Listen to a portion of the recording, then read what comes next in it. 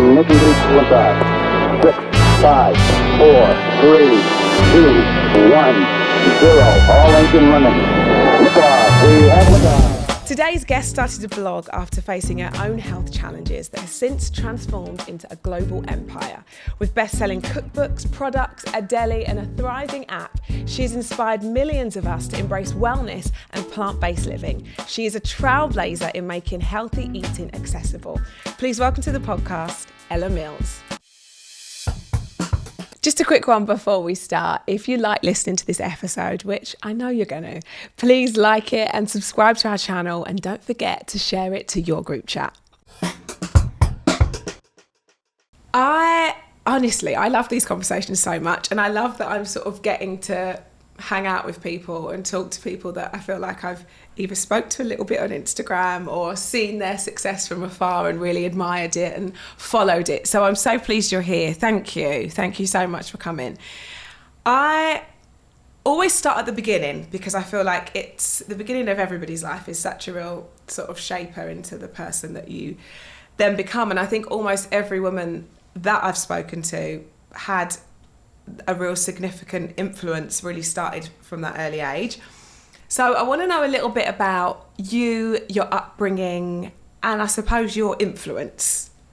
Absolutely. Well, first of all, thank you so much for having me. I've been genuinely so looking forward to this. Love the show. I've been really enjoying being a listener so far. It's interesting. I often look back on anything in my childhood that potentially shaped the way I work today, and when I hear other people's stories, I feel like there are these obvious, tangible motivations. And I don't know if I have them. And I only say that because I think so often when I've heard people talk, I have thought, oh, well, you were always top of the class, or you were always stand out, or you were always confident in yourself. And obviously that can kind of manifest in lots of different ways. But I was not particularly confident. I was distinctly average. And I don't mean it in a self-deprecating way. I just mean I was like fine at everything. Right. I wasn't particularly good at anything. I didn't shine anywhere. I wasn't really sociable, nor did I have no friends. I wasn't really good at school, nor was I failing. I wasn't really good at sport, nor was I failing. I just was distinctly average. Right. And I came in my family were not the case for my brother and my sisters, and they were all had things that they were so good at. And so I always felt that I probably wouldn't achieve a huge amount in my life. That's so interesting. And did you find that when you were younger, was that quite a sort of tough pill to swallow? Because, you know, if you could see your siblings are really shining and you're okay, but just okay. Distinctly average. Distinctly average. How was that then? It definitely, I think, and I've been reflecting on it because imposter syndrome has been a kind of massive blocker for me, and a kind of interesting challenge to try and overcome or manage. And I'm sure that fed into it a lot of always feeling like you probably were never going to be good enough to do something. So I think at the time I didn't particularly notice it. In a way, one of the blessings is that there weren't kind of huge expectations, so I've always surprised everyone. Like I've just continuously been shocked. Underdog. Exactly. I'd rather be that because sometimes I pop up and everyone's like, "Oh, girl, didn't see that from you." Well done. I'm exactly. And so that was really nice, especially in the early stages of Delicious Yellow. It didn't feel like my family or friends were watching me. And my brother had always been the star, was always, just was so brilliant growing up. And I felt everyone was watching him, waiting to see him succeed. And he's absolutely fantastic. But I didn't have that. And in a way, as you said, it's kind of an absolute blessing. And I found that quite helpful early in my career because everyone would be like, that's amazing that you've done that. Which is it's a really kind of, that's a sort of blessing and a curse because you want to get out of that sort of mindset where you think, I am average or I am okay or this isn't going to be me, but equally at the same time you can be plotting away and nobody expects it, which, exactly, is a blessing and a curse. You're from a real entrepreneurial family. Your family name is Sainsbury, and I think I want to touch on this because I worry. You are giving me all of the hope in the world because I worry with my own children. There's this real kind of divide on I want to work really hard so that, you know, I build a life for them that my mum could only wish for me, right? So that's one side of it, and I don't want them to ever have to worry. But I'm towing the line of striking the right balance of, I really want them to graft, and I really want them to have their own passion, and I really want them to have that fire that I had. And I'm never sure if there was a fire because there was a certain lifestyle that there was, you know, I couldn't touch and that I wanted so badly. So you've given me so much hope, because I know that you've had a privileged upbringing. You're around, you know, a lot of entrepreneurs. Did that come with pressure to meet a standard, or did it feel a little bit easier that there might be a kind of common ground? I think it's a great question. And I think it's probably a nuanced answer, as in I don't think it's a yes or a no. I think I certainly feel extraordinarily lucky to have had such a privileged background. And I think there was certainly a level of pressure to live up to the people that you met or the people that you were introduced to, and how could you do something stand out too, which I definitely struggled with, as I said, because I just wasn't really good at anything. Right. So I couldn't really see how I would pull that off. But equally, I think there was this, and I definitely didn't realise it at the time, but there was also this quite just subconscious belief that you could do something different. Yes. And that was possible. So it was the last people to work in the Sainsbury's business were my grandfather and his two brothers and their cousin. That was when it went public, and the family haven't worked in the business since, so that was decades before I was born. But obviously they had built one of the biggest companies in the country, you know, one of the biggest brands that we've ever had in Sainsbury's.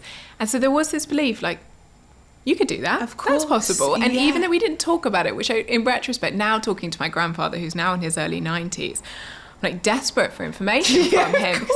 I didn't tap into you enough. Exactly. Your career, you know, the what you were brought up in, like, that's extraordinary. And what they achieved is just absolutely mind-boggling. And early in my career, and I'm really, in a way, I'm quite ashamed of it now, I really was so uncomfortable talking about it, because well, my whole life there was this sense of, like, either, as you know, as a kid, almost like being dismissed, or, you know, you must be a brat because you're privileged and that's your family. And I think in my work it's always like, well, you must have been given it. That is so hard. And it's a really interesting, because it's not to do away with having a privileged upbringing and having, you know, when I started my career living with my parents, it was a, you know, roof over my head in a very safe way. But they didn't build the business, not in any shape or form. And they didn't introduce us to anyone that built the business. So there was the inspiration and the belief that you could do that. Certainly in that, a bit of a pressure to achieve it. Yeah.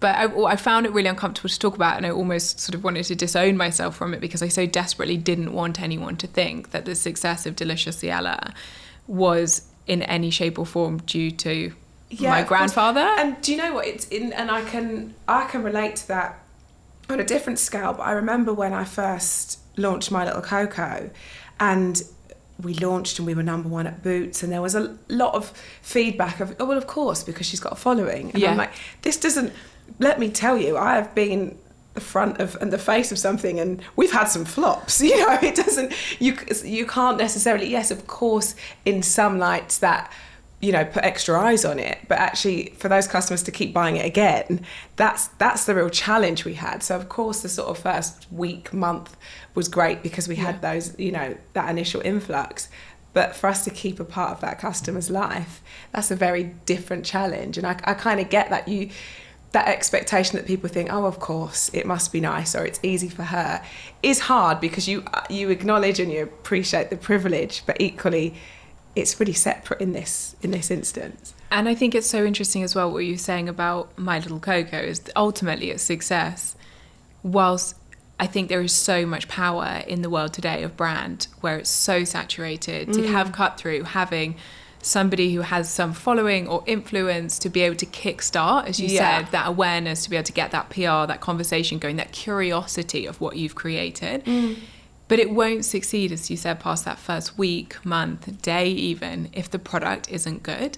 And I think it's very interesting because obviously this much more person-centered brand is so common nowadays. Yes. With the birth of social media. You're right. In particular, not just celebrities now, like big A-list celebrities, like just big TikTok influencers. Yeah. Is ultimately it can create a lot of buzz. There can be millions of people who find out about it in a second. There can be wait lists as long as your arm. But if the product isn't good and it's not in the right store and it's not at the right price and the margins don't make sense and you don't have the right supply chain and all these boring things that exist underneath it, it won't be a success. And it's interesting, last year, so 2024, we sold our 100th million product. Wow. And I was like, okay, I think I can say it. I think I've done this. And it's not just me. It took 100 I love million. the way it took to that point. We yeah. all see it, which is so funny. It's that kind of, that's where that imposter syndrome kicks in a little, right? Because we could all see it from the outside, but it took you that massive milestone for that to sort of register. Yeah, and look, it's obviously the amazing team that we have at Seller, and I work with my husband as well. He's our CEO. Like, it's a whole team effort. Obviously, it's not just me. But I look back on it, and I'm like, I wish I could have felt a semblance of that when we hit 5 million products, 10 million products. Like, what is wrong with me? To have had to get so far to feel like, okay, I think I've proved it now. I think people like this now. Yeah, exactly. I think we proved a point. When I speak to our guests, there has really been a common thread of products, brands, businesses, companies that take off and do well.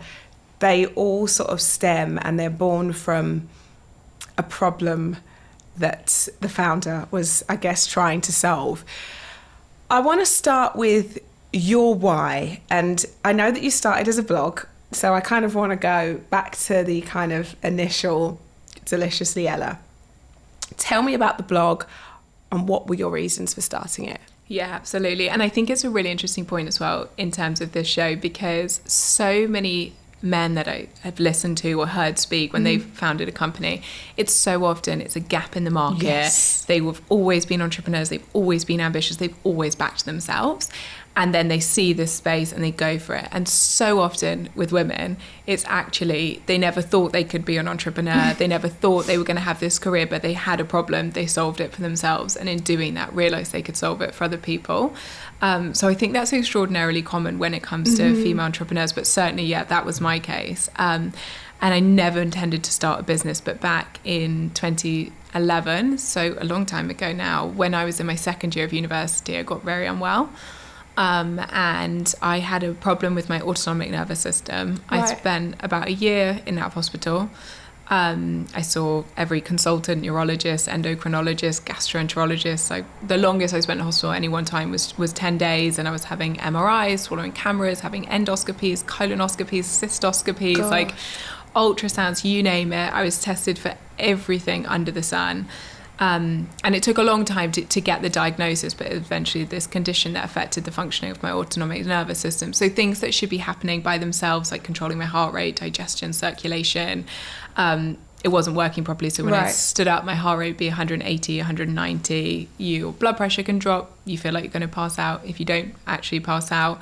Constantly dizzy. It felt like my head was disconnected from my body. Wow. I looked more pregnant then than I did when I was about 7.5 months pregnant with my daughter, or both my daughters. Had constant pain, migraines, chronic fatigue. I was sleeping like 16, 18 hours a day. Oh my goodness. So basically nothing was working, and no one was exactly sure what to do about it. It was a relatively new, relatively understudied illness. So I was put on about 25 different medications a day. They're all repurposed from other conditions, so no one was promising that they would work. But I just assumed they would.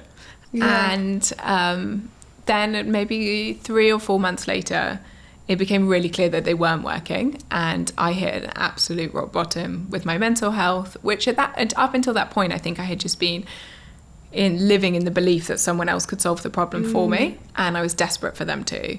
And it became clearer and clearer that wasn't going to happen in this case. And then for the next few months, I just completely resigned myself to it. I was extraordinarily apathetic. I couldn't do much, but I didn't want to do anything. I basically just watched terrible TV on repeat, and was in a very, very dark place. And I don't really know exactly what prompted it, but then one day that I had this realization that I was very much hiding from reality and wasn't facing up to the reality of the fact that without making any changes or something fundamentally shifting from where I was then, that although, as I said, I wasn't really ambitious growing up, I didn't have these massive hopes and dreams, I had no idea what I wanted to do with my life or was capable of doing with my life. I was going to be living at home with my mum forever.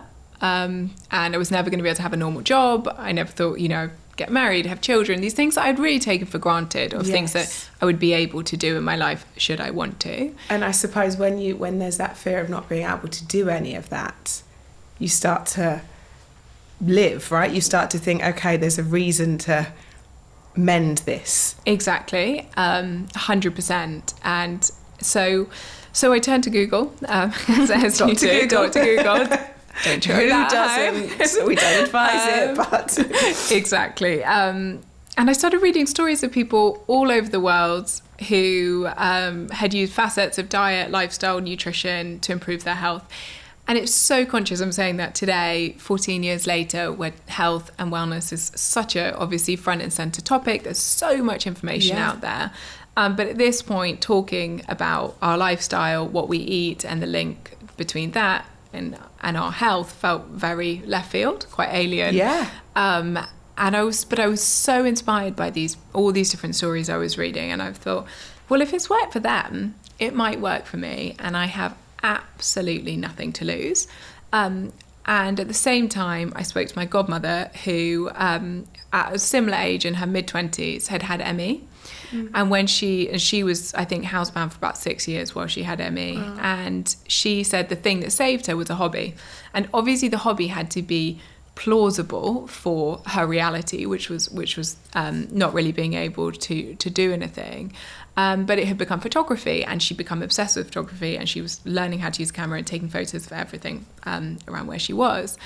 And I thought, okay, no, that's really good advice. I am rotting here in the lack of kind of get up and go and productivity, and just being in bed all day, like eating sweets and refreshing a new TV show or watching. It's like a cycle, isn't it? And it's a hard one to break. 100%. I was refreshing Facebook and like watching what my friends were doing and the fun they were having and the world that I wasn't a part of, and feeling lonelier and more disconnected and just extraordinarily, as I said, apathetic. And so I thought, this is what I need. I need some semblance of focus in my life. I need to feel like I can tick something off a to-do list. And so I thought, okay, I'm going to learn to cook. I'm going to see be inspired by those people's stories. I'm going to teach myself to cook. I'm going to make natural food filled with fruits and vegetables, delicious, something that I want to eat. But I'm going to force myself to do it by creating a blog.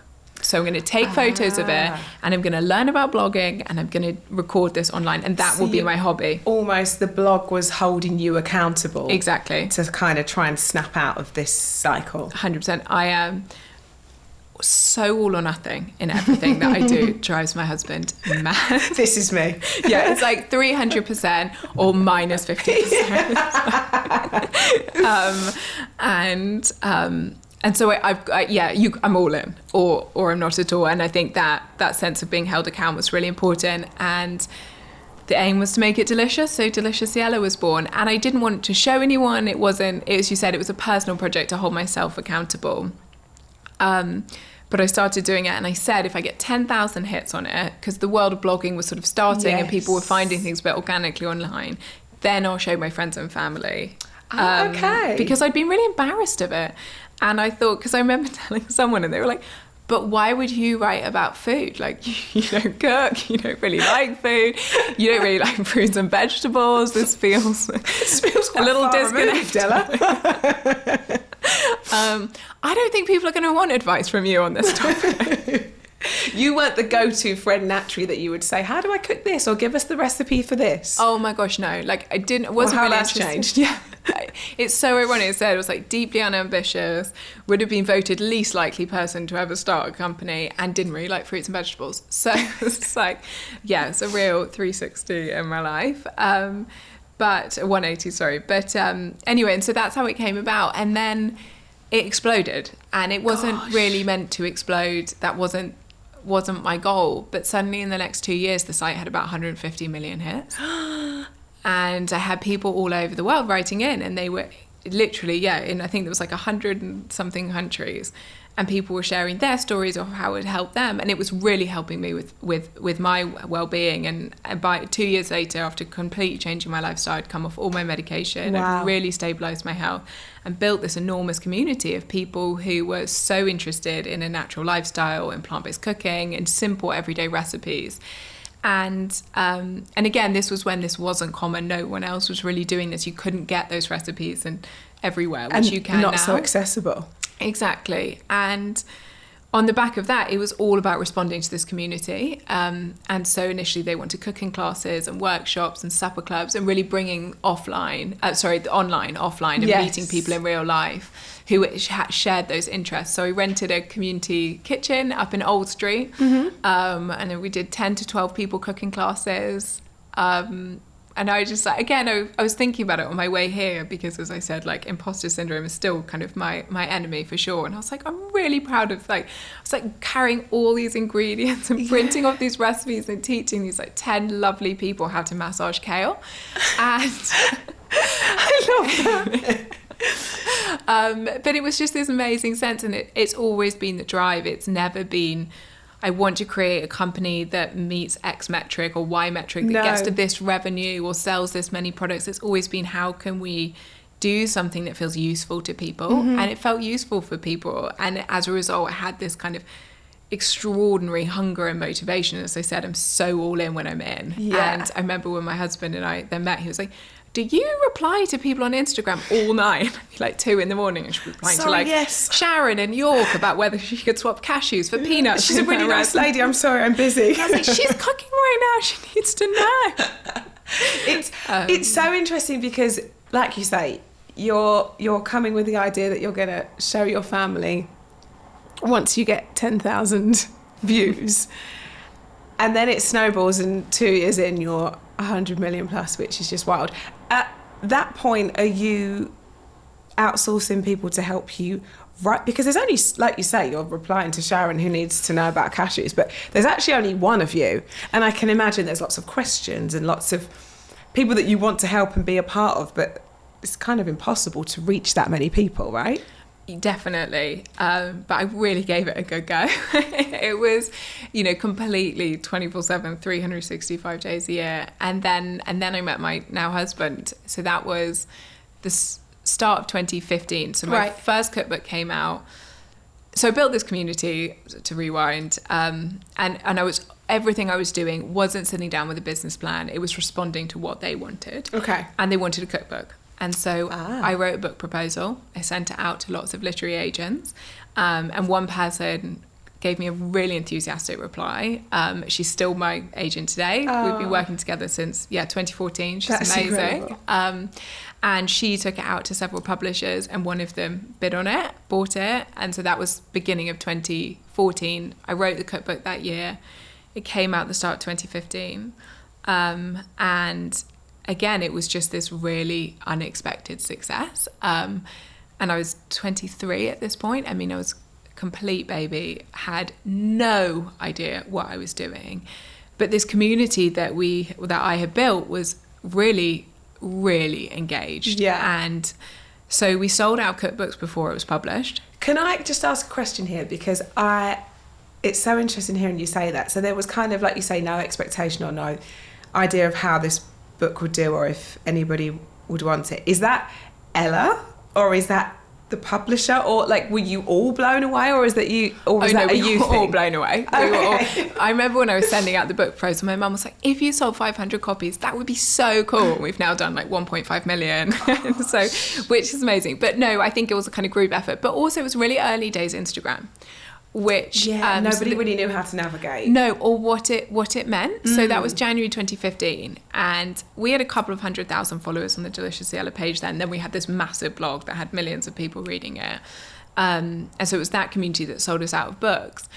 And I think they'd done a print run of, say, 20,000 books, assuming we could hopefully sell those to our Instagram community. Right. But it was such an early stage where you didn't have kind of influencers. You didn't have that model at that point. Yeah. And I don't think anyone had completely ascertained the commercial value of a community and that amazing conversation that you can have directly with people. Yes. And so there was an assumption that really for like a cookbook to go massive, you would need an accompanying TV show and all these much more traditional, like the promo route. Exactly. Let's go into a radio show to 100%. talk about it. You know, media, magazines, exactly. TV. And you'd want a cooking show that was accompanying the book, and that was how you had a mega success. Right.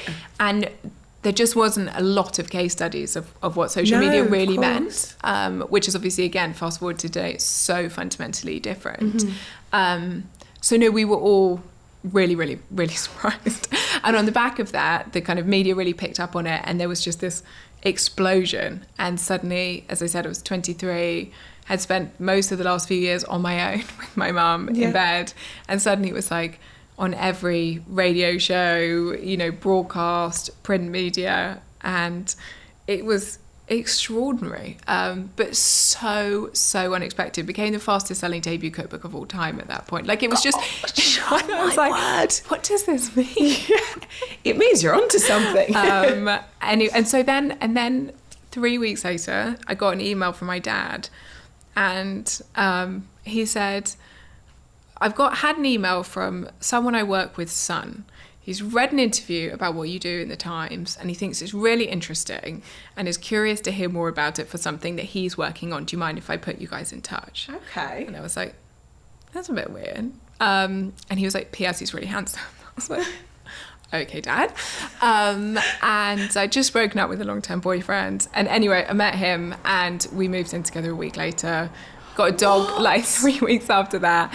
And then a couple of weeks later, he quit his job, and we started working together and worked to stop just being responsive, as in being responsive and being community focused was and will always be a core part of the business, but actually sat down, we're like, what should we do with this a bit? Yeah. Like, so hang on. Well, this is just blowing my mind. So your dad's got this email, and I suppose you'd only really take that seriously if the email come via your dad. You know, there's lots of emails that people get that say, "Oh, I've seen this, and somebody thinks you're interesting." Yeah, and my dad had worked with my husband's mum for, I don't know how many years, but a long time. They'd worked together, and so he was like, kind of also not as a favour, but like it would be polite to meet him as well, because that's my colleague, of course. And so this is I love this. This is great. So originally you met with the idea of perhaps doing working something together and seeing where this could go, and that was kind of a networking exactly meet. So and then you fancied the pants off him, and it all went wrong. And exactly. A week later, and then I was like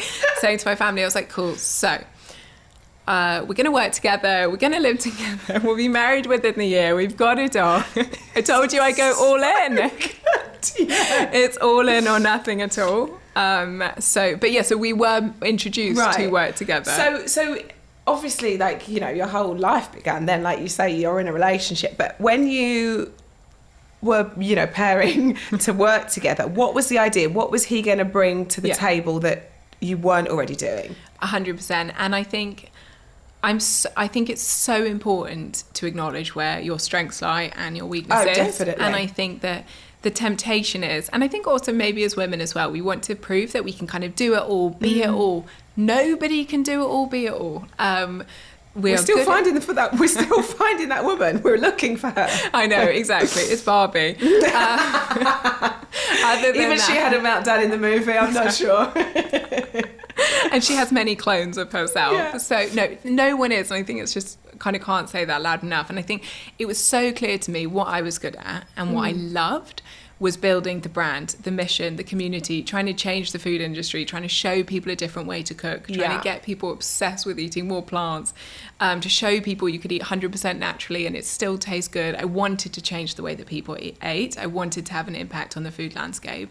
I wasn't very interested in spreadsheets. This is me. Exactly. Yeah. And ultimately, like, you cannot put all your energy into all of it. But I had been approached to license the Delicious Yellow name. Right, I've got you. And I did not want to do that. I wanted control. And what was your reservation? Because I think that's interesting, because we discussed this, because I sort of got approached in the baby realm, and that was also never for me. What was your reservations about? Because I have had lots of licensing propositions, but this felt a little different.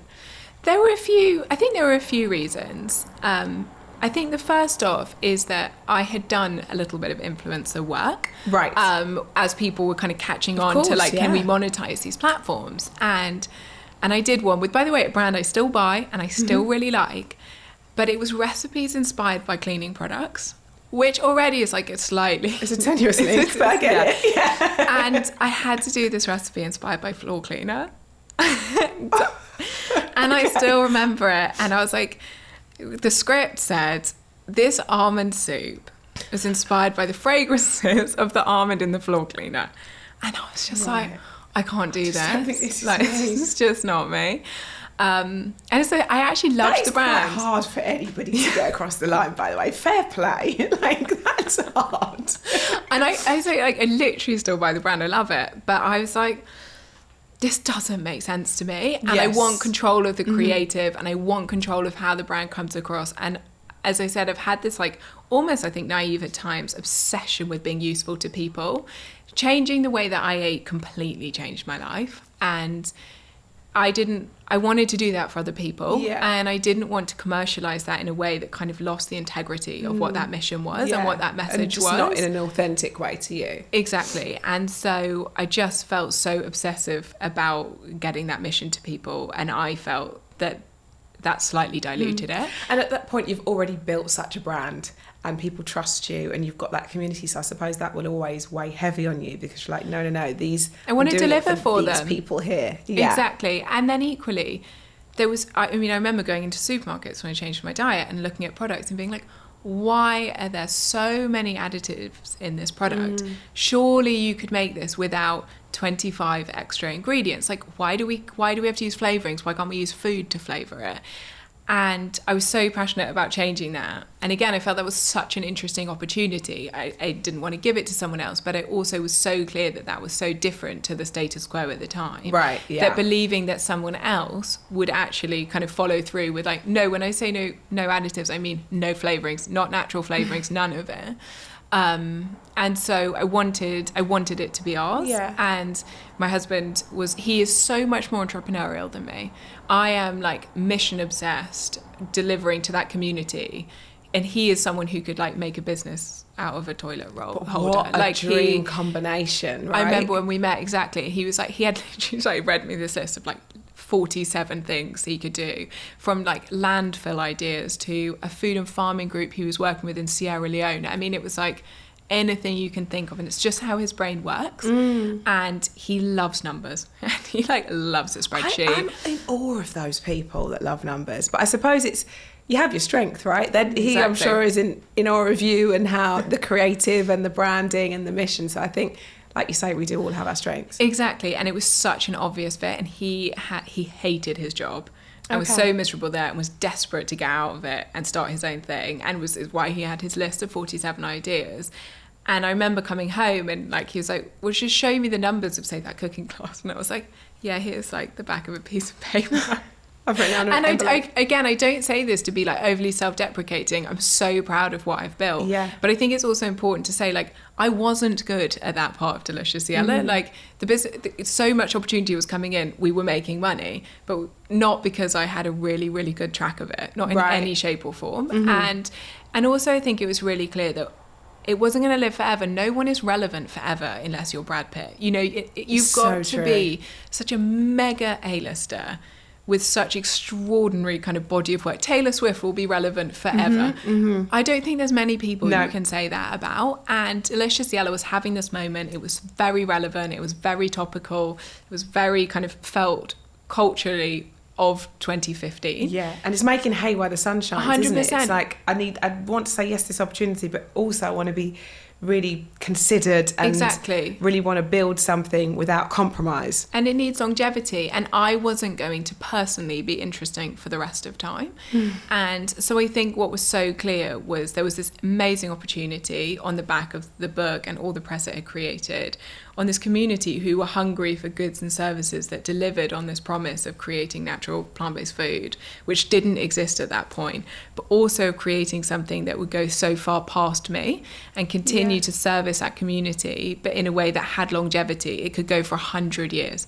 You can't, as I said, I think unless you're Brad Pitt or Taylor Swift, your relevancy will not last 100 years. Yeah.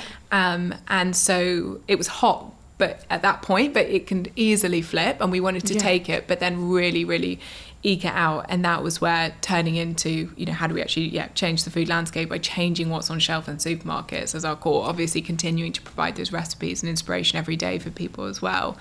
And so that's really where it came from. And it was so obvious that together we would be able to take advantage of that separately we never could. It's like yin and yang, isn't it? Put Totally. it together and you're flying. So then the product idea is born, although I'm sure it's been an idea for a very long time. What was your first step? What was your first route into that? Because like you say, you are really bridging a gap that currently isn't filled. You don't want to compromise by partnering or licensing with a pre-existing brand because the fear of not having control and them sort of sneaking in things and ideas and you having to sort of go with that because it might meet certain margins. So what is the first product that you feel so passionate to release, and how did you go about it? So our most popular recipe at this point had been an energy ball, and it was 5 ingredients: almonds, almond butter, dates, cacao, and a pinch of salt. Right. It's really simple. It was one of the first things that I made. It had been in the first cookbook. We had our first version of our app. At that point, it was by far our community's like number one thing you see on social the whole time. And there was a product on market from a brand called Bounce, and that had 20 plus ingredients. Right. And I was looking at it, I was like, but I make these at home and they last for ages. And they're made of 5 ingredients and they have no additives in. Why can't we put this on shelf? And so obviously it's just, you kind of go into all this with this like blind, naive optimism, which it's easy, right? I'll just do it in my kitchen. And you desperately need that, I think, when you start, because it's all so much harder than you could ever imagine. So the first thing that we did, and again, we were very, very lucky because we had this brand. We had no product, but we had a brand. Yes. Was we, again, acknowledge your strengths, acknowledge your weaknesses. What are you good at? I understood the brand and the community. Matt understood the business and the finances, but neither of us had ever sold a product into retail. Like, had no idea how to go about the margin structure. How do you find a manufacturer, etc. So we said we got to hire someone who's absolutely brilliant at this. And so we went out. Again, like Matt, straight on LinkedIn, just found as many people as possibly could, and we hired, still a friend today, a great guy who was the head of innovation at Innocent Drinks at that time. Yes. And he came to work with us, and was absolutely amazing. Learned so much from him. But we then went out to find a manufacturer. And in the food industry, it's really difficult to find a manufacturer if you don't have a listing. So it's a bit of a kind of chicken egg situation. You need a big retail listing to promise them a volume. Of course, because they want that commitment. But the retailer obviously needs you to have a way to make it to service that volume. So yeah, that's a really kind of hard. It's similar in toiletries, but not so. I think it's one of the biggest barriers into it is you can kind of start on a smaller scale and get into smaller stores, but to get into the big supermarkets, you need the manufacturer, but the manufacturer needs the retailer because they need that volume, and I suppose to bring that kind of. To make it viable, to make it in a manufacturing facility like that. But also no one would work with us because everybody said you have to add flavorings, you have to add this stabilizer, you have to add this emulsifier. And so basically no one would work with us because the argument was basically like, it's impossible, it can't be done, it's too difficult, it's too expensive, it's too time consuming, it's just not efficient for us. And just not what just not what people were doing. Exactly. Yeah. And so it was a hard no from basically anyone we approached. And then we found this very small, very entrepreneurial, teeny factory up near Milton Keynes. And the guy who owned it at the time was just fantastic. And he was like, I'll give it a go. I love that when you find that one person, changes just everything. Changes everything. Yeah. And a year ago we bought the business, and so that's our factory now. And so we still make the same product there, just in much larger volumes. Oh, how special is that? That's incredible. Which is amazing. But so that's how we started. And then again, Matt, who's my husband, he was a lot bolder than me. Said, okay, well, if the aim is to change the way that people eat, obviously where we really need to be to start with is places that are on the go.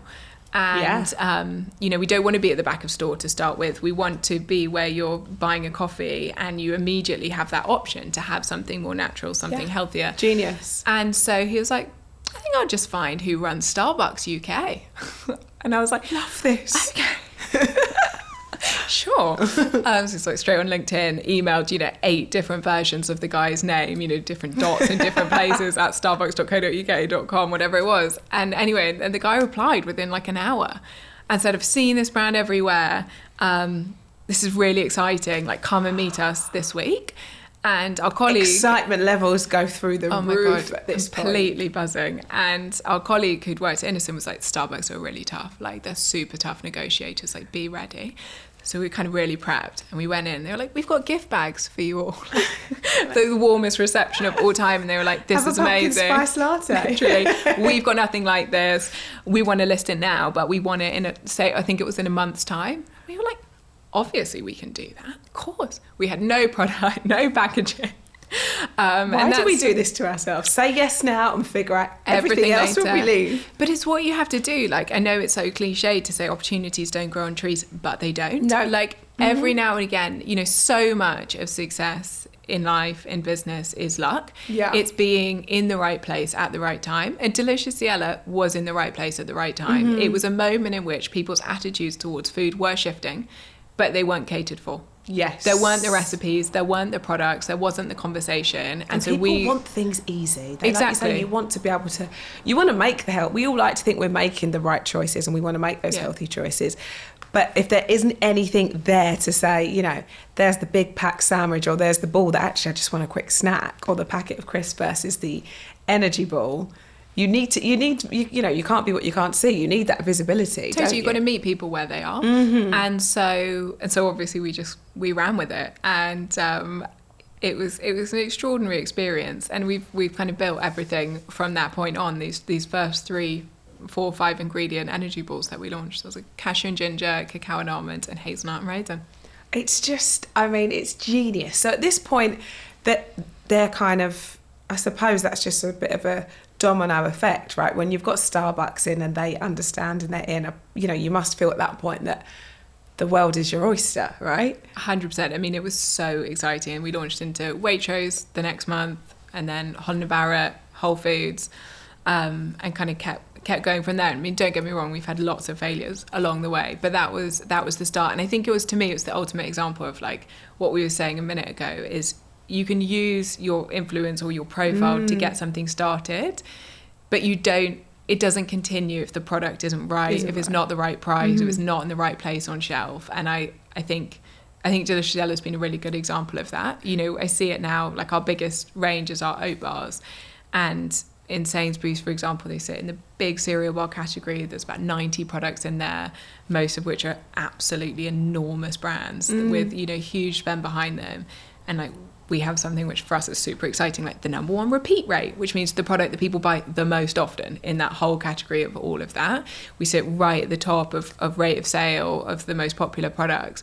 And that's not because it has my name on it. No. Like, it's absolutely not. That's because it's the right product at the right place, in the right place at the right price. And I think it's really important because I think it's easy to see things and be like, oh, we just need X person to front it, or we just need more Instagram followers, we just need this, and feel like that will be the magic ticket. But we have got things right like that, and we have other products that have gone in and they have had a rate of sale of 0. Yeah. Nobody has bought them. And that's the thing, like you say, and it sounds like it was really fast growth. Like you say, Starbucks next month, Waitrose, so on and so forth, and that kind of just keeps spinning. But it is keeping consistent. So what was the energy balls are doing really well. We've got different flavours, we've got different offerings. Then how do you decide what's coming next? because you can get so passionate and so excited about one product, and then the retailers will be on the phone and be like, what else have we got? Okay, we need something else. Exactly. What's next? And that level of innovation was such a big part of the business, particularly at the beginning, which I loved and really. But the next big thing was actually the first iteration of the oat bowl, which is now a kind of mega success. I think we made 20 million of them last year. Wow.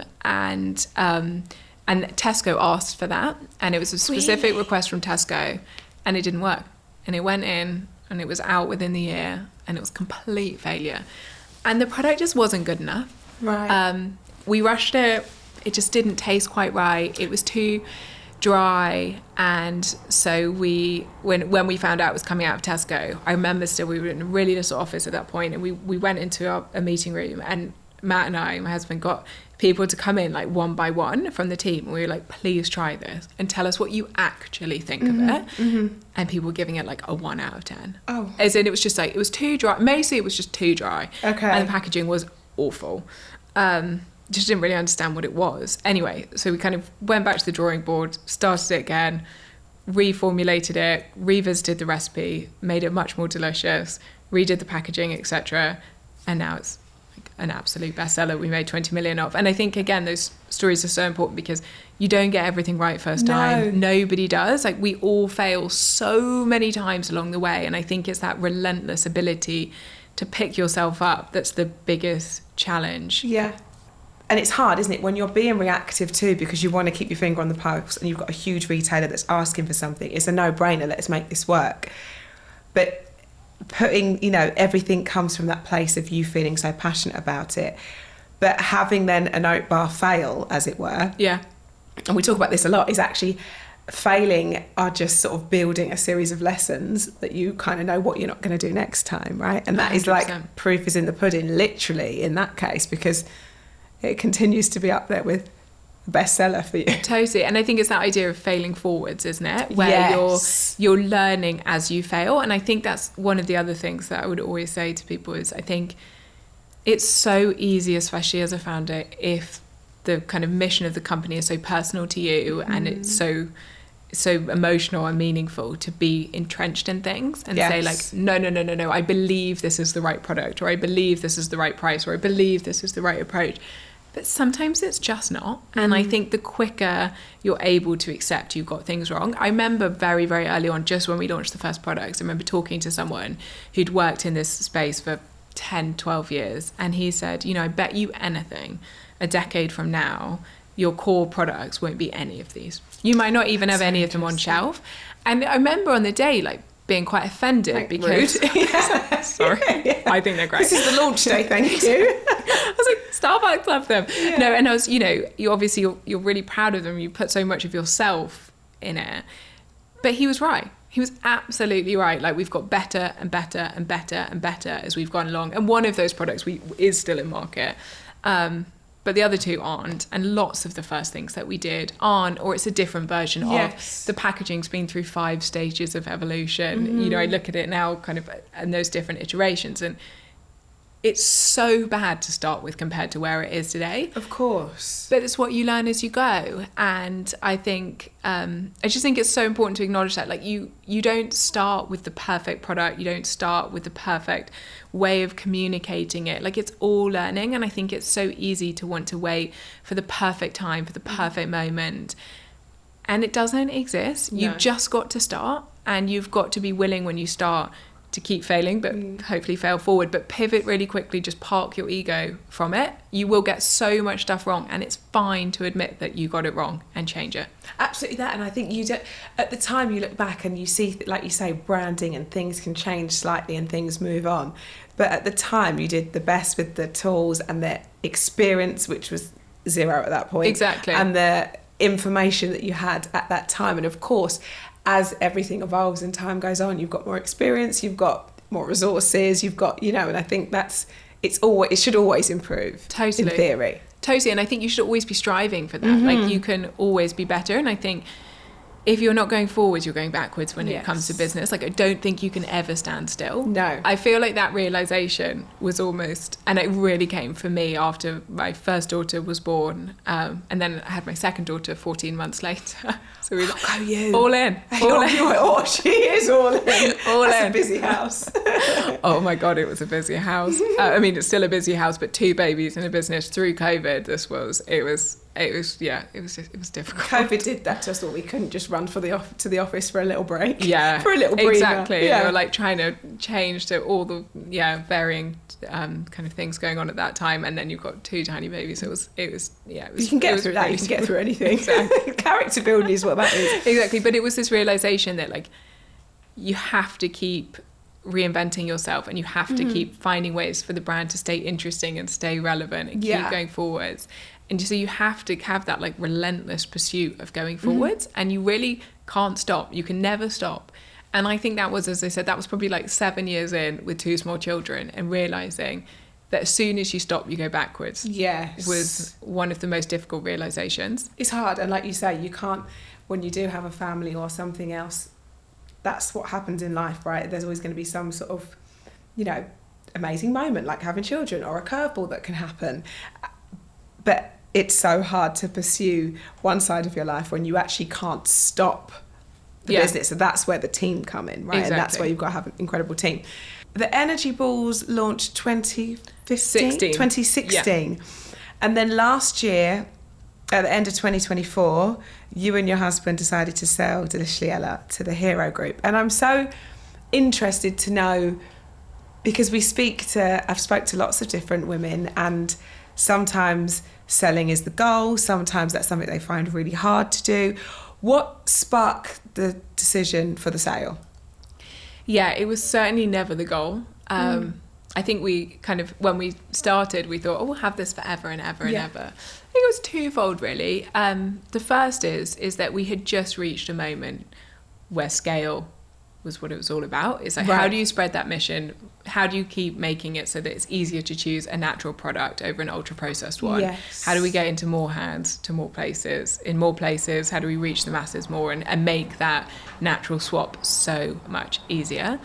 And as I said, we, like with the stats on oat bars, they were just doing so well, and it's all about scale, but a lot of that international opportunity. And as a family-owned business, where you've got to kind of live off the earnings of course, it's really difficult to compete, and it's really difficult to kind of do international launches. You just don't have quite enough resources, team, experience, knowledge of the market in Germany. We don't have an intricate knowledge of the cereal bar market in Germany, for example. And so it was so obvious that for the business to really, really get to the next stage and truly be a big brand that is competing against the like mega ultra processed brands that we want to replace and we want to be an alternative to, we really needed a partner. And so, but it was something that we kind of obviously thought very long and hard about, because it was so deeply personal, and it had to be the right people, and people who really believed in the mission and really backed it. And because for you, that's exactly what it comes down to, the mission, that and that's the place that it started out. And you sort of have to hold the mirror up, I suppose, at a certain point and 100%. Say, can I continue to sort of continue the mission and for that to flourish and, break all glass ceiling. And this was the moment where actually for the first time it was like, for it to flourish and to achieve that mission, we need it. Yes. And we had approaches from all sorts of groups across the years. And they just, they just clearly weren't the right fit. And and this really was. And they'd owned another brand in the UK, Organics. Yes. Probably bought it for your kids, which I love, and I love what it stands for and the quality and the ingredients, and they'd had that for over 10 years, and that created a lot of trust in the belief of and it's another family-owned business and a very, very long-term business, and had that viewpoint of us, but also would allow us to reach the masses more. So it was a huge decision and really kind of an emotional one. But 6 months in, it was like undoubtedly the right thing. But we then kept and bought out of the partnership our smaller brand, which is called Plants, which was initially an exclusive brand for Waitrose. And so that's quite nice, because we've got that now, and that feels like a startup. We took 5 team members from Delicious Yellow to Plants. The office is like 10 minutes down the road. So it's a really interesting experience at the moment, splitting time between a startup and in Plants, and then this brand that feels like it's now a scale up. Yes. And it's really about these kind of big bets and big opportunities. Which, I mean, is so brilliant. You're sort of living the best of both worlds. I'm sure they both come with equal amounts of stress, but you're getting the best of both worlds. I can imagine how personal and emotional that is, and how long that takes to sort of come up with the decision that, yes, this is right, and I'm taking myself out of it for a second to do what is best for the brand. What have been the kind of fundamental changes since selling for you, do you think? It's really nice to feel like the business has broader shoulders. And I think that was the other reason that we did it, was it was almost like, let's do it now when the kids are young, because our girls are 4 and 5.5, to where it just that kind of all-consuming pressure and the relentlessness of it, and the working all hours of every day, 365 days a year, and never feeling like you can breathe.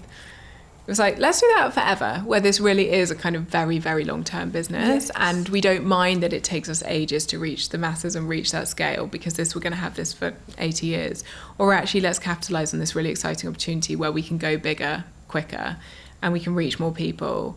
And we can also, as I said, feel like we have broader shoulders. We've got people to lean on for advice. We've got great people to talk to who have all sorts of different companies within the group, who have all sorts of different bits of experience that we don't have. Yes. And being able to have that slightly more shared sense of responsibility and knowledge and expertise, it did feel like kind of releasing a pressure valve. Bit of a weight 100%. lifted. Yeah, I can only imagine that's how it would feel, particularly when that is your mission. Like you say, let's not forget, this is what you want to do. You want to, reach more mouths, as it were, and get it in more homes. And now you have more knowledge to do it. But then equally, still having Plants feels like a really nice kind of creative, because it is a baby and it's in its infancy. It's 18 months old. But it sold 5 million products, which again, I was like, that's so cool. I should feel more celebratory. It's not about a baby, girl. It's not a baby. It's young. Yeah, exactly. It's a toddler. But we've kind of been doing a big rebrand on it. So it just feels like there's a really interesting like startup creativity, but also bringing all the learnings, as you said, like you can only do the best job you can do with the knowledge and experience that you have. But now when we started Delicious Yellow was 0. Whereas with this, it's 10 years of experience that can go into it. You can put that into something new. Yeah, that's like what an honour to be able to do that. So it's really exciting. I want to talk about wellness beyond business. Yeah. Because obviously wellness is such a big part of what you do.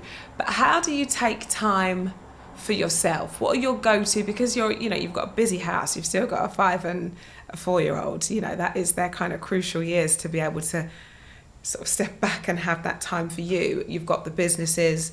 How do you switch off? What's that thing that kind of makes you feel out of your mind? I think it's 2 things. First of all, it is waking up before the kids, I'm with you there. Yeah, I'm with you there. It's easier said than done. It's really hard to get that, isn't it? It takes really quite a while, because my friends go, oh my gosh, of course. Oh, you get up early. I'm like, no, some days I force myself to, because but I know the reward now, so I kind of understand the gain. It's worth it. Yeah. And I will wake up and have like 45 minutes or so of quiet time, and I'll do 10 minutes of meditation. We've got Delicious Yellow has an amazing app, and we just use all the breath work and meditation practices on there. I'll just silently drink a coffee, read the news, do some like face massage, have a shower.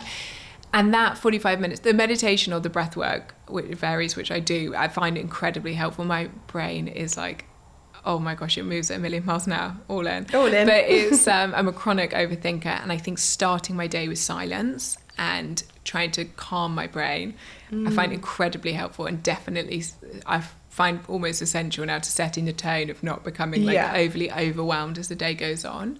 And then exercise. I find it's like the one thing that really, really quietens my mind. And I notice on the weeks where I'm like, I don't have time to exercise between kind of kids' commitments and work, and then being like, but why aren't you dropping me off at school today? Yes, okay. I'm coming. Okay. Oh my gosh, I'm just such a worse version of myself. Yeah, it does. And you kind of, it's the push to get yourself there, to sort of understand the benefits, I think is the hardest bit. And that's what I say to my friends. I'm like, just do it for a bit, do it with me, I'll hold you accountable, and then you'll be so into it that you're so thankful for that kind of alone time. And I really find to sort of, when you have a business and you have a busy lifestyle and you also have a busy family, to wake up, because I used to literally just wake up when the kids, and I heard the monitor and I'd be like, okay, we're up. But actually to wake up before that and not be needed as soon as your eyes open, because you're needed by a human, a small human. You're then needed when you get into work. So it's really, when do you take that time? So doing it at the start of the day just sets the tone. Exactly. And the days are so busy, you know, and you don't, I mean, you go into the office and you're like, what's today got in store? Yes. You know, particularly in your early stages, like it's all sorts of problems erupt from nowhere. Yeah. And so you've kind of just got to be in the right mindset to deal with it. And I think it's very interesting. I always used to say, well, I don't have time to try meditation. I don't have time to exercise. I don't have time to do this. And I now say to myself, I don't really have time not to do it. Yeah. Because when I don't do it, I'm more frantic. My overthinking is too chronic. I'm just like... Not a nice version of me. No, I feel like I'm snappier. I feel like I'm much less inspired and much less creative. And I don't mean, when I say exercise, I don't mean like 2 hours a day. I mean like 3 times a week for an hour. It's just, or 15 minutes a day. Like relatively small, but so powerful. Yeah. As women, we're taught to kind of... everybody has to come before us, but actually nobody gets that right version of you unless you've had time to kind of be with yourself a little bit. I really believe that. 100%. And I think it's so easy to think you have to be all things to all people all the time, but you can't even attempt that. No one can ever achieve it, but B, you can't even try your best to do your best at all of it if you feel so depleted and so burnt out. Before you've even woken up. Exactly. It's not a place to start the day. 100%. I want to do our rocket round now. Yep. So these are our quick fire questions. And the first one is, what are the non-negotiables, do you believe, for launching a business? I think you have to know why it matters to you. Because you have to keep picking yourself up after knock, after knock, after knock. And so you have to know why you're getting up again. Yes. And it will take over your life. You think you have to be ready for that. You have to be ready for it to come above and beyond everything else. But for it to do that and for you to say, no, I'm not going to see my friend here. I'm going to let you down there because there's been a crisis. And so at the last minute, I can't come. I can't join you. You've got to know why it matters to you. Yes. And I think there aren't that many people in the world where the why is financial. I think it's so often, I want to solve this problem and I desperately need to get that into people's hands. But I think really identifying that why and getting so ready for it to take over your life. I think it's really important, and it sounds silly because of course you also need to make sure that there's the right product and the packaging is right and the margin structure is right and you have a great team, and in that you've acknowledged where are your strengths and where do you need support. Absolutely, the basics are foundational. You cannot succeed without them. But on top of that, it is you that will have to continue to inspire people, and it is you that will have to keep getting up, and it is you that can't leave and get another job. So you have to know why you are willing to keep going relentlessly, even when it feels impossible. Yeah, and you've got to constantly tap into that. Exactly. So, when did you first realise that you truly launched? That's a great question. I think Starbucks, that was the first moment we saw the little blue packaging that was in Starbucks on the high street. That was the big moment. And I think getting that kind of, I suppose, acknowledgement from such a massive brand and that love from them is kind of 100%. Like, oh, okay, well, Starbucks think we're good. Especially when it was very different to what was available at that point. And so it was easy to question yourself, like, am I doing it right because I am doing it so differently? And then to have that backing from someone so much bigger, it was an amazing confidence boost for us. Yeah, I can only imagine. What do people usually seek your advice or help for? All things wellness, but particularly cooking. It's been that for a long time. It's been that for a long time. When you tell us the start of your story is so ironic, so brilliant. What brand do you wish that you'd founded? Oh, I love this question. It's such a good one. I mean, there's so many. One of the brands that I most admire is the White Company. I think it is extraordinary. The sense of brand that they've created and that has continued through the stores. It really has. And as we said at the beginning, I think being relevant for a very long time is one of the most difficult things you can do. Yes. Being relevant today is achievable, but I think being relevant for decades and continuing that evolution, but while staying true to your integrity and what the brand is originally, I think that's extraordinarily difficult. Yeah. And I think as an English example, I think they are one of the absolute You're so best. right. Such clear brand identity. Totally, isn't it? and they've evolved but never lost sight of that. If you could choose one female figure as a mentor, past or present, who would it be? It's a great question. Do you know what? I listened to your first episode with Emma Greed and I thought she was amazing. But do you know what she has? Is she had that confidence that was just absolutely extraordinary. Honestly, if I could have her on speed dial, I would. I feel like I do now because I'll message her certain things and she's so helpful and so supportive of women, which all of our guests are. But it's so nice. She's got that real belief in everyone and I love that. You can have half an hour with her and feel like you could, you know, take on the world. Moon. Yeah, honestly, you really could. If you could trade one of your current skills for a superpower that would help your business, what would it be and why? Oh, it would 100% be like clicking your fingers or clapping your hands and being able to be anywhere in an instant. Oh, yes, yeah. Because you're split in too many different places between work and home in particular, and that would be extraordinary. Wouldn't we be compromising? You're so right, because there's always a fire to put out somewhere. Exactly. Like, just quickly, okay, I'm here, I'm there. Yeah, that would be amazing. Yeah, I often think that when travelling. Yes. If I could just get there now, that would be really exactly. better. Like drop the kids at school, in the office, There ready to go. Get home, dinner's done. That would be great. Each guest that comes on, I really like to get kind of a tangible piece of advice that our listeners could take away from this episode. So what do you think is one piece of advice that you would give to ladies looking to launch? I would sit down and I would write a mission statement. And it doesn't need to be perfect. It will evolve. Ours has certainly evolved, but it's still the same essence it was on day one. But sit down to that point of know your why and write yourself a paragraph. Why does your idea, your business, whatever it is that you're going to sell people, why do they need it? Why does it matter? And why does it matter to you? That is so, I mean, it's like simple, but I think we overlook that, don't we? And I think you've got it in your head, but to actually sit there and be very clear about it and go through every part of it and I suppose have little pointers. Totally. This is why we do what we do. Your first hire, explain it to them. This is why we do what we do. Right. Your community that you want to build, this is why we do what we do. This is why we're different. And this is our absolute laser focus. And I think it can evolve in the way you iterate it and the way you say it. But I think that is quite set in stone to begin with. And it's, as I said, keep pivoting, keep changing, as I said earlier, when it comes to what the actual products are, but the core of what the brand stands for. I think you need to cement that. And I think you need to know why that matters to you. The mission remains the same. Exactly. Yeah. I am quite excited about this next bit because I ask everybody how they spend their lunch hour, but I feel I'm very interested to hear how you spend yours. If you are sort of taking a break for lunch, you're in the office, would you have your lunch at your desk? Do you make a conscious effort to stop? I can imagine that you're tasting food all day, so I'm trying to figure out when you would actually have lunch, but what would you eat and where are you?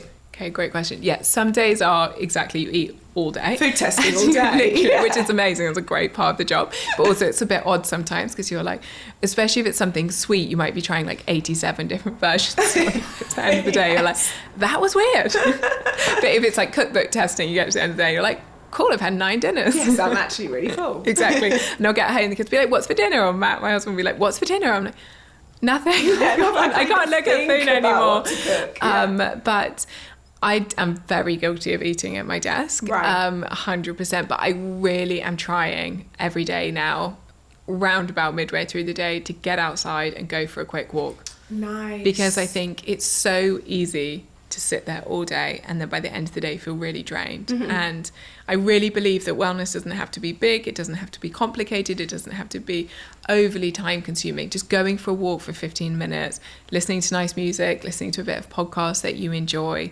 call your mum, just something to just get you out of your head and get you out of the busyness of the day and just get some fresh air. I think it is so, so, so valuable. And I think it's taken me too long to realise that being burnt out, being completely depleted, saying you don't have time for stuff, that actually we can all it's more beneficial to make time for the small Yes. things that keep you feeling energized than it is to just squeeze in an extra 15 minutes of work. Yeah, and I always think, like, you think of the time that you also lose in doing something that you don't really care about. Like, before you've actually got up, you've scrolled on your phone for a little bit too long. I know. And you could be out on a walk, or, you know, I even just sometimes, I call my mum and I have a bath, and that is like, that will take Heaven. me out of any situation. I'm like, this is just, the kids are in Yeah. bed, I've had that bath, and sometimes that's all the meditation I need, but it's those little moments that just take you away from the stress of it. Exactly. What's your favourite thing to order or make at lunch? Some kind of salady thing. Mm-hmm. Yeah, there's a company called Salad Project. It's funny, I see one in the bags over there. We But are they've opened guilty. opposite our office, and That's good. Yeah, they're literally opposite. We actually did some recipes for them. They were on their menu last year, which I became obsessed with them. And then they opened opposite our office, so it is a kind of Perfect. on repeat. Do you know what? This is the kind of common thread. We all like a kind of, well, we call them sexy salads. Sexy a real kind of salads. like, it doesn't have to be like dry kale and dry lettuce. No. Like something with a bit of pizzazz, but that will sort of, not too heavy, so you get that sort of, you know, when you have a jacket potato at lunchtime and it's downhill from there because you want to go to bed. You don't want that. You want something to keep you going. Energized. Yes, Exactly. that. Okay, a sexy salad for you too. A sexy salad for There me. we go. Thank you. I've you. loved this. It's been so interesting to talk to you. You've been a dream guest. So thanks for coming on. Thank you. Thank you. Don't forget to follow us on Apple and Spotify or wherever you get your podcasts to make sure you don't miss out, because next week we're going to be talking to another incredible lady who launched. Or if, like me, you're a watcher, follow us on YouTube and don't forget to like and subscribe.